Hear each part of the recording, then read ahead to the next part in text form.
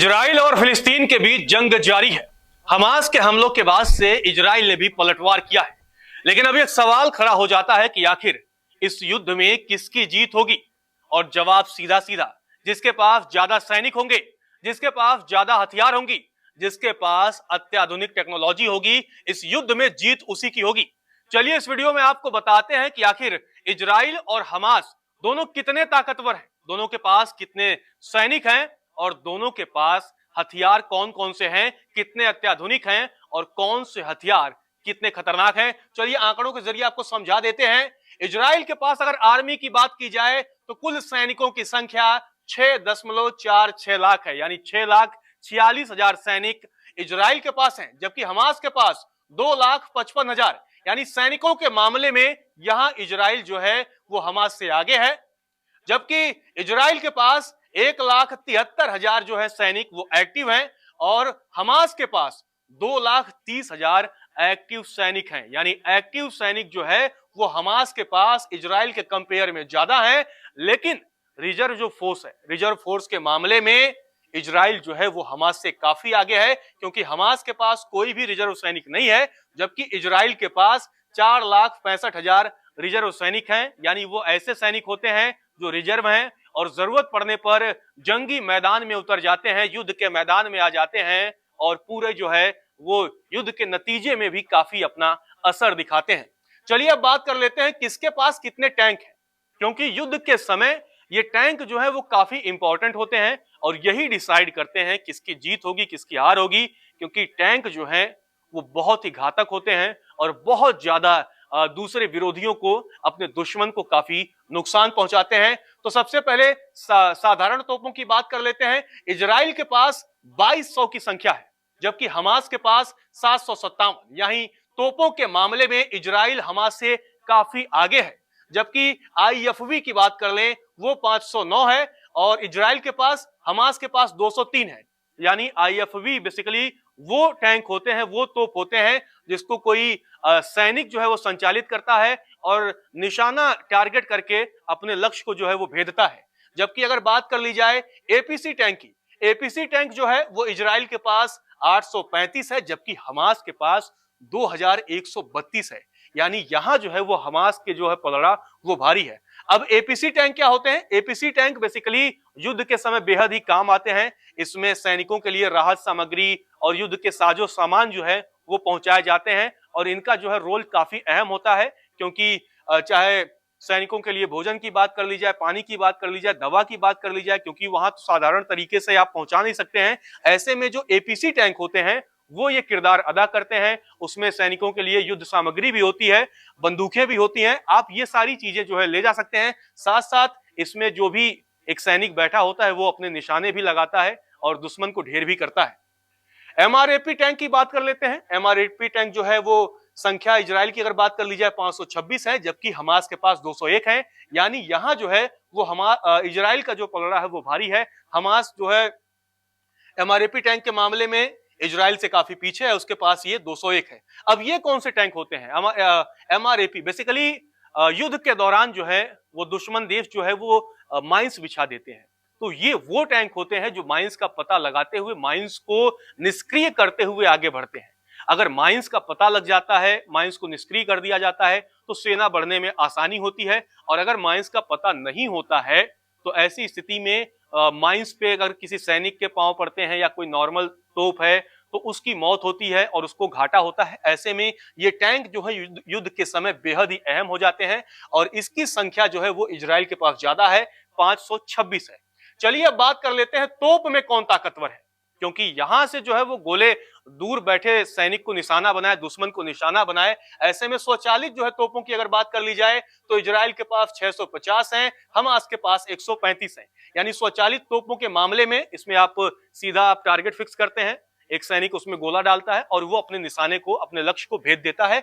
इसकी जो संख्या है वो इजराइल के पास 650 है, जबकि हमास के पास 135 है। फील्ड आर्टिलरी की अगर बात कर ली जाए तो इजराइल के पास 300 संख्या है और हमास के पास इसकी जो संख्या है वो 1558 है। यानी हमास की जो पास संख्या है फील्ड आर्टिलरी के मामले में वो बेहद ही ज्यादा है और यहां इजराइल जो है वो हमास से पीछे नजर आ रहा है। चलिए अब बात कर लेते हैं आसमान और समुद्र में कौन ज्यादा ताकतवर है, क्योंकि ये वो आसमान और समुद्र में जो ज्यादा मजबूत होता है वो कहीं ना कहीं युद्ध में निर्णायक भूमिका में होता है, जिसके पास ज्यादा मजबूती होती है। क्योंकि कहते हैं युद्ध की भाषा में अगर आप कहें कि जो थल सेना है वो बेसिकली डिफेंस करती है, डिफेंड करती है, लेकिन जो डिसीजन की बात अगर आती है तो वो आसमान से ही तय होते हैं।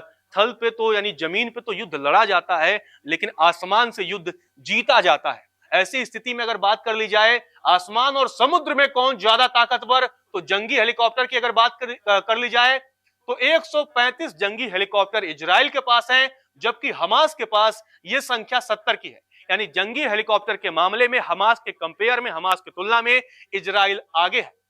और मानव रहित ड्रोन की अगर बात कर ली जाए तो इजराइल के पास यह संख्या 1000 से ज्यादा है, जबकि हमास के पास महज 62 जो है वो मानव रहित ड्रोन है। ऐसी स्थिति में इजराइल का पलड़ा यहां भारी है और वो काफी हद तक ड्रोन के मामले में, आसमान के मामले में हमास से मजबूत नजर आ रही है। जबकि नेवी बेड़े की अगर बात कर ली जाए तो नेवी बेड़े जो है इजराइल के पास 68 हैं, जबकि हमास के पास इसकी संख्या 86 है। टोही पोत की बात कर ली जाए तो 45 इजराइल के पास हैं और हमास के पास 22 हैं। मर्चेंट मरीन की अगर बात कर ली जाए तो मर्चेंट मरीन की जो संख्या है इजराइल के पास 41 है और हमास के पास ये 48 है। यानी कुछ जगहों पे आप देखेंगे अगर आसमान की बात है तो आसमान में इजराइल जो है वो काफी मजबूत नजर आ रहा है, हमास जो है वो पीछे नजर आ रहा है। लेकिन जब समुद्र की बात कर लेते हैं तो समुद्र में मामला जो है वो कहीं ना कहीं बेहद टाइट है। दोनों ही समुद्र में मजबूत नजर आ रहे हैं। जहां नेवी बेड़े में हमास आगे है, टोही पोत में जो है इजराइल आगे है और मर्चेंट मरीन में लगभग मुकाबला जो है वो काफी करीब है। यानी आसमान में तो इजराइल बढ़त बनाए हुए है, आसमान में इजराइल मजबूत नजर आ रहा है, लेकिन समुद्र में दोनों के बीच कड़ा टक्कर है, कड़ा मुकाबला देखने को ये युद्ध में मिल सकता है अगर ये जिस हिसाब से युद्ध जारी है। अब बात कर लेते हैं रॉकेट और एयरक्राफ्ट में कौन ज्यादा ताकतवर है, किसके पास, इजराइल या हमास। तो चलिए आपको बता देते हैं रॉकेट लॉन्चर जो है इजराइल के पास इसकी संख्या 300 है, जबकि हमास के पास 1305 रॉकेट लॉन्चर हैं। यानी तभी हमास ने किस तरह से रॉकेट लॉन्च किया और 5000 से ज्यादा रॉकेट जो है इजराइल के ऊपर जो है हमास ने हमला कर दिया। और इसी की वजह से, क्योंकि रॉकेट लॉन्चर की जो संख्या है वो हमास के पास 1305 है, ज्यादा है, जबकि इजराइल के पास रॉकेट लॉन्चर की संख्या महज 300 है। एयरक्राफ्ट की अगर बात कर ली जाए तो एयरक्राफ्ट में इजराइल काफी आगे है। इजराइल के पास 601 एयरक्राफ्ट हैं, जबकि हमास के पास यह संख्या महज 85 का है। कॉम्बैट एयरक्राफ्ट की अगर बात कर ली जाए, ये हल्के होते हैं आसमान में और ये बड़े बहुत ही अहम रोल निभाते हैं, क्योंकि ये हल्के वजन वाले होते हैं। और ये इसकी संख्या 320 इजराइल के पास है कॉम्बैट एयरक्राफ्ट की, जबकि हमास के पास ये संख्या 9 है। फाइटर जेट की अगर बात कर ली जाए तो फाइटर जेट जो है वो इजराइल एकदम बढ़त बनाए हुए है, हमास कहीं आगे टिकता भी नहीं है। इजराइल के पास 241 फाइटर जेट है, जबकि हमास के पास कोई भी फाइटर जेट नहीं है। मल्टी रोल एयरक्राफ्ट की अगर बात कर ली जाए, जो अहम अहम किरदार निभाते हैं, वो मतलब राहत सामग्री भी पहुंचा सकते हैं, इसके अलावा गोला बारूद भी दाग सकते हैं, गोली भी दाग सकते हैं। ऐसे जो एयरक्राफ्ट की अगर बात कर ली जाए तो 295 इजराइल के पास है, जबकि हमास के पास कोई भी नहीं है। अटैक एयरक्राफ्ट की अगर बात कर ली जाए तो इजराइल के पास यह संख्या 32 की है, जबकि हमास के पास एक भी नहीं है। टैंकर एयरक्राफ्ट की अगर बात कर ली जाए तो इजराइल के पास टैंकर एयरक्राफ्ट की संख्या जो है वो 15 है, जबकि हमास के पास, माफ करिएगा, कोई भी नहीं है। इजराइल के पास ये संख्या 15 की है। ऐसे में टैंकर एयरक्राफ्ट जो है वो इजराइल, यानी आप देखेंगे कि एयरक्राफ्ट के मामले में कहीं ना कहीं इजराइल जो है वो हमास से एकदम आगे है और हमास यहां कहीं भी एयरक्राफ्ट के मामले में इजराइल के सामने जो है वो नहीं टिक रहा है। तो इस स्थिति में आप देखेंगे कि किस तरह से आपको हमने बताया कि आसमान हो, चाहे जमीन हो, चाहे समुद्र हो, यानी जल, थल और वायु में कौन ज्यादा ताकतवर है। और आपने इन आंकड़ों के जरिए समझा कि किस तरह से आसमान में इजराइल मजबूत नजर आ रहा है, लेकिन समुद्र में मुकाबला बेहद ही कड़ा है। दोनों ही जो दुश्मन देश हैं एक दूसरे को कड़ी टक्कर दे सकते हैं और युद्ध अभी जारी है और इसको लेकर के अभी आने वाले समय में तमाम बदलाव भी देखने को मिलेंगे। लेकिन इन आंकड़ों से स्पष्ट है, अब आप ही अनुमान लगाइए किसकी जीत होगी, ये तो आने वाला वक्त बताएगा कि इस युद्ध का नतीजा क्या होगा। लेकिन कहीं ना कहीं हमास हो चाहे इजराइल हो, अपनी अपनी जो उनकी मजबूती है वहां दोनों ही जो है ताकतवर नजर आ रहे हैं। नमस्कार, मैं हूं मानक गुप्ता। अगर आपको हमारा ये वीडियो पसंद आया हो तो इसे लाइक और शेयर जरूर करें और हां, हमें सब्सक्राइब और फॉलो करना ना भूलें। ताकि आप देश और दुनिया की कोई खबर मिस ना करें। तो जुड़े रहिए हमारे साथ और देखते रहिए News 24।